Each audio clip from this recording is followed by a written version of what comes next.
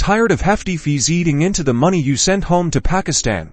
Let's unlock some savings. In this quick guide, I'll show you exactly how to find and use Remitly offer codes to maximize your money transfers to Pakistan. First, head over to Google or your favorite search engine, type in Remitly Pakistan offer code. You will find several websites listing the latest promotions. Be cautious and only use reputable coupon sites. Look for codes that are recently updated, usually within the last week, or to pay attention to the terms and conditions. Some codes might be for new users only, or require a minimum transfer amount. Next, open the Remitly app or visit the Remitly website. Start your money transfer. As usual, enter the recipient's details, the amount you want to send, and your preferred delivery method. Before you finalize your payment, look for the offer code field. It's usually located on the payment summary screen. It might be labeled offer code or promo code. Carefully type or copy and paste the offer code you found earlier into this field, then tap the apply button.